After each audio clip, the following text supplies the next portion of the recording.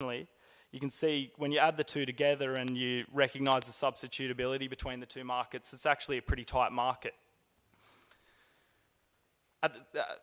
Given such a tight feed grain market, we're talking, or you're probably hearing a lot on the news and or in the papers about the importance of corn, US corn, and I guess just to illustrate here, you can see that we normally talk about 80% to 90% corn as a percentage of the wheat price being a point at which feeders internationally and in the US will start to turn towards wheat as a source of feed. And you can see here that the prices for corn have really been supporting and have driven up against wheat, and we're going to see a lot more wheat being used in the feed ration.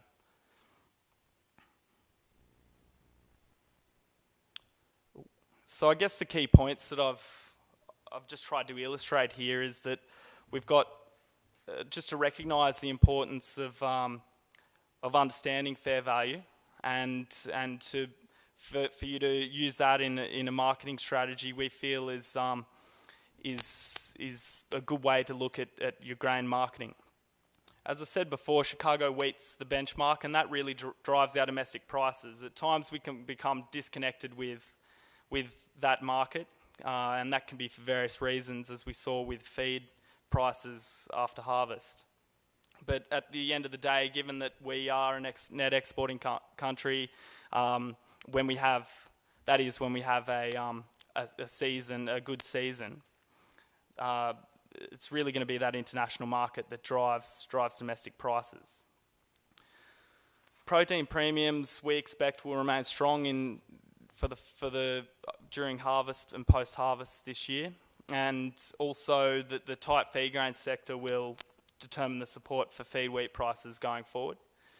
And I guess the issues, the market, some of the issues in the market that are less related to the fundamentals are also present and need to also be monitored. The EU debt situation is probably one of the main problems at the moment for recovery in prices, and that's also something we're going to have to keep an eye on. Anyway, I think that just about wraps it up. Anyone want to ask any questions? We got anyone that would like to? Doc? Steve Powell Where Australia. With a bit of volatility in terms of the weather season at the moment, and the expectations of what impact weather's had on corn, and also some wet weather in Europe, how long do you expect to see volatility in the international markets based on weather and speculation going? Thanks, Sasha.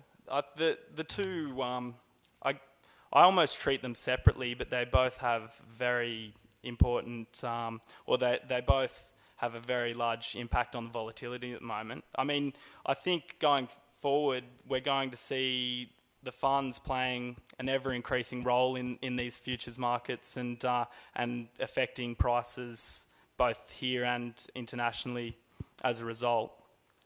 And I think the corn market at the same time, the issue with the corn market and why it's such a focus at the moment is because the US corn market, the US corn crop's currently in its pollination stage, which is a pretty susceptible time for heat stress, as probably you know better than I do with the production side of things. But yeah, that's the weather thing will probably last. The weather in the US corn crop will probably last for another week, a few weeks.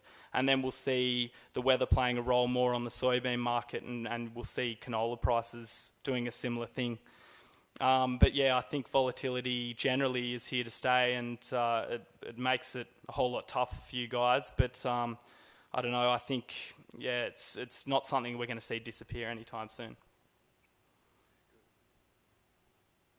Yep.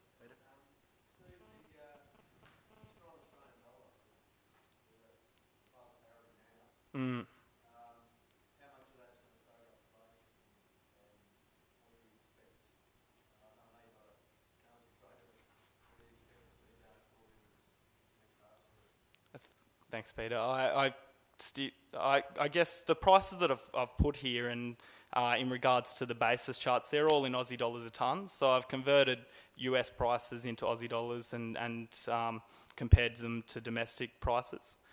So, I mean, that's already represented in the charts that I was showing before. I think, I don't know if many of you heard, and I hope this isn't a surprise for you, Peter, but it actually hit $1.10 yesterday, and I kind of wanted to steer clear of the currency because for us, given it's so volatile, as far as advice to our growers, we really just want to be able to, I guess, we want to cover that risk and put it aside and not lose sleep over it because it's I mean I wouldn't want to make a comment on where I think it's going, but it seems very strong, and if we continue to see issues with inflation coming out of China in particular, we're going to see pressure on our domestic market. Strong growth out of China. I mean that will probably lead to potential for higher interest rates and higher currency, but yeah.